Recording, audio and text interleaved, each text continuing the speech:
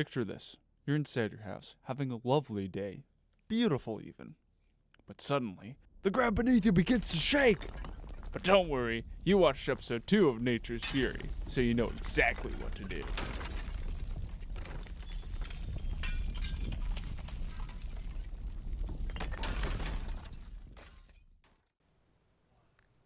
Hello everyone, it's me, Connor Ryan, live from this New York deli, and thank you for coming back for another episode of Nature's Fury. Last time, we talked about tornadoes, but today, we're going to be covering earthquakes, a destructive force of nature that causes the ground to shake. These earthquakes can range from being completely unnoticeable to being completely destructive. As always, we answer the questions that will keep you safe from these disasters, because once the shaking starts, the actions you take determine your survival. Stay tuned. Ah, nature. Beautiful, isn't it? Close your eyes for a second. When you think of the word nature, what do you see? What do you hear? Wind rustling in the trees? Birds chirping and singing? Maybe even a little stream running through the forest floor. Beautiful, right? Well, it has a dark side to it. Natural disasters, the destructive fury of nature coming in all sorts of shapes and sizes. Tornadoes, hurricanes, earthquakes, tsunamis, forest fires, and so much more. But what are they? How do they form? How destructive can they be? What are the warning signs of one? And how do you protect yourself from them? All that and more can be found and answered here. Hi, I'm Connor Ryan, and welcome to my first show, Nature's Fury. Stay tuned.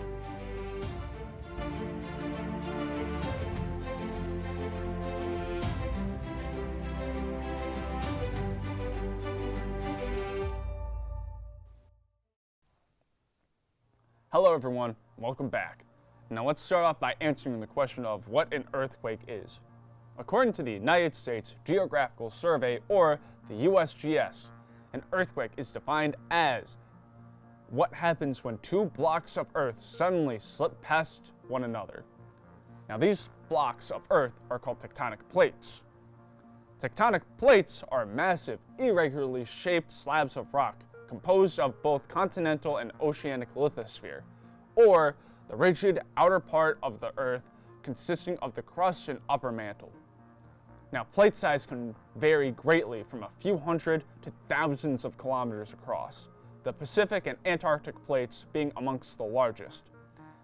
Plate thickness also varies greatly, ranging from less than 15 kilometers for young oceanic lithosphere to about 200 kilometers or more for ancient continental lithosphere. There are 3 types of tectonic plates, and each of them does something different to the land and ocean. The first type is a divergent plate boundary, which occurs when 2 tectonic plates move away from each other. Along these boundaries, earthquakes are common. Magma or molten rock rises from the Earth's mantle to the surface, solidifying, making new oceanic crust. The Mid-Atlantic Ridge is an example of a divergent plate boundary. Normal fault earthquakes typically happen in these boundary types. The second type is a convergent boundary, which is when 2 plates collide into each other. The impact of these colliding plates can cause the edges of one or both plates to buckle up and create a mountain range. Or one of the plates may bend down, creating a deep seafloor trench. The Mariana Trench was formed this way. A chain of volcanoes can often form as well along the convergent plate boundaries. The Pacific Ring of Fire is an example of this. Reverse fault earthquakes usually form in these boundary types. The third type is a transform plate boundary, which is when 2 plates slide past one another. One of the most famous transform plate boundaries occur at the San Andreas Fault Zone. Rocks that line these boundaries are often destroyed as the plates grind along, creating a linear fault valley or undersea canyon.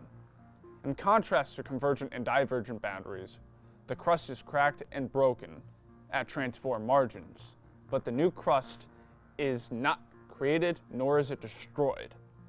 Strikeslip fault earthquakes usually happen at these boundary types.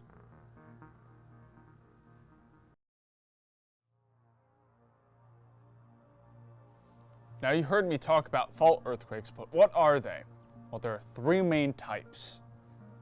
The first type is a normal fault earthquake, which occurs when the hang wall or the rock above the fault line moves down relative to the footwall or the rock below the fault line. These mainly happen across divergent plate boundaries. The second type is a reverse fault earthquake, which happens when the hanging wall moves upwards relative to the footwall. These mainly happen across convergent plate boundaries. Lastly, we have strike-slip faults, which occur when tectonic plates move horizontally parallel to the fault line in opposite directions. This mainly happens across transform boundaries.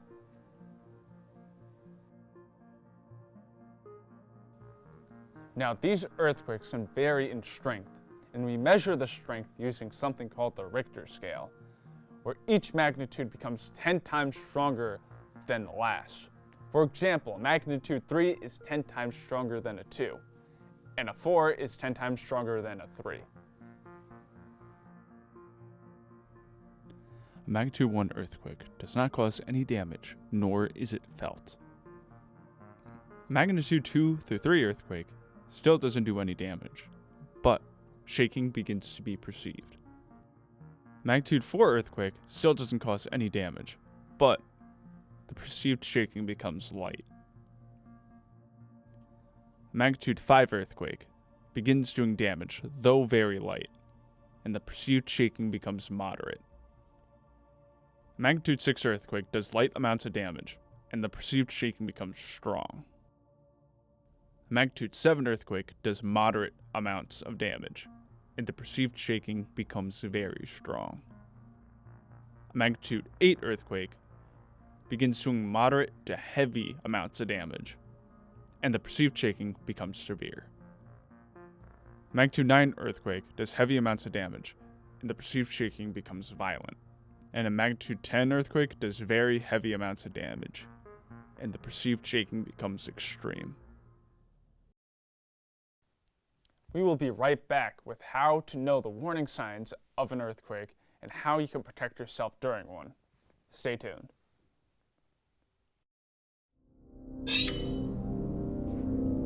Foreshock.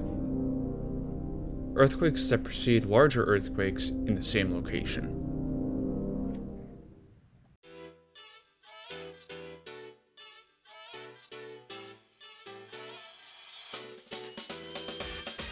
The games, just playing the games. The games are pretty fun. Oh, and yeah, and interceptions. It's a really good place to make friends that don't suck.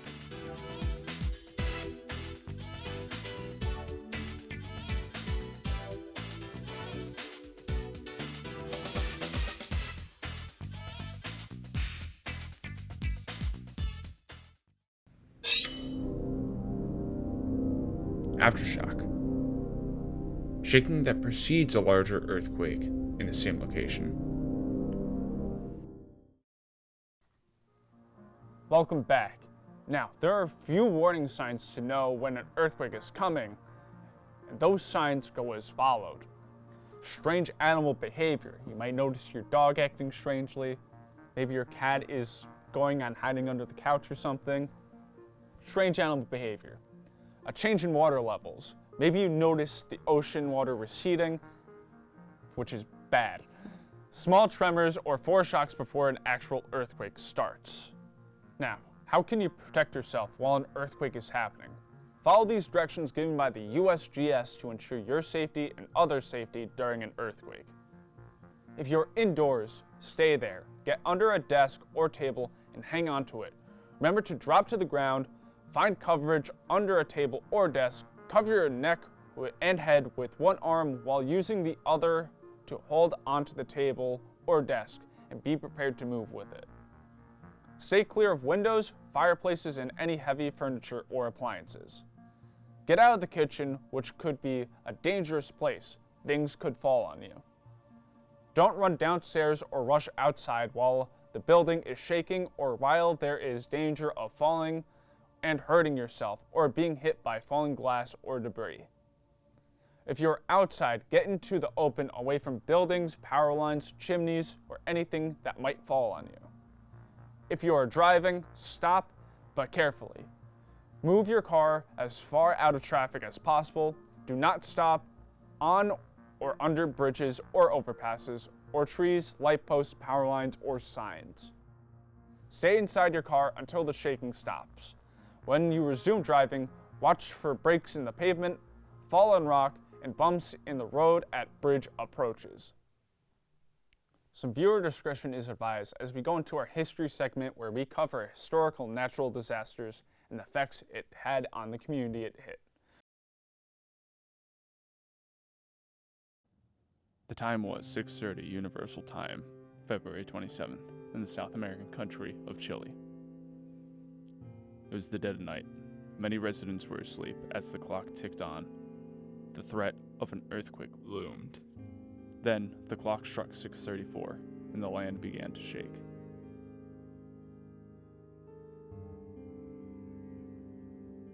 A reverse fault earthquake began along the boundary between the Nazca and the South American tectonic plates. The shaking lasted for nearly 3 minutes. The earthquake was registered in as an 8.8 magnitude earthquake, the largest the area had seen since its 9.5 magnitude earthquake back in 1960. Once the shaking stopped, many buildings were destroyed. The earthquake triggered a tsunami, with waves registering in as high as 50 feet. The tsunami traveled across the ocean at approximately 420 miles per hour and hit the Juan Fernandez Islands.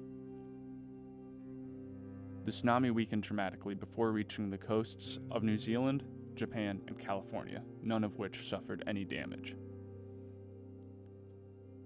In the following weeks, the country had aftershocks, with many registering in at magnitude 5 or greater in some cases. The disaster destroyed approximately 500,000 buildings, including homes, businesses, schools, and hospitals. Sadly, it also took the lives of 300 people and affected nearly 2 million others. The earthquake and tsunami caused more than $30 billion in damage. The Red Cross was deployed to Chile shortly after the quake and tsunami. $1.3 million was sent to support emergency relief for more than 90,000 people, including providing hygiene kits, kitchen supplies, blankets, mattresses, shelter, water, sanitation, and healthcare for those who were left without their homes and livelihoods. In response to the earthquake, GPS sensors were installed in the country and neighboring ones to detect shifts in the plates in order for better preparation and earlier warnings in the case of another massive quake. The Red Cross has helped many people rebuild and improve their homes to be more earthquake safe, while also giving enough money to provide financial stability for them. Funds were also sent through the Chilean Red Cross in support of Latin American risk reduction activity in order to help them with building resilience in earthquake-affected areas, including training and equipping community disaster response teams. All these years later, Chile has continued to recover and make movements to prevent an incident like this from happening again in the future by building more resilient structures and having better emergency response tactics in place.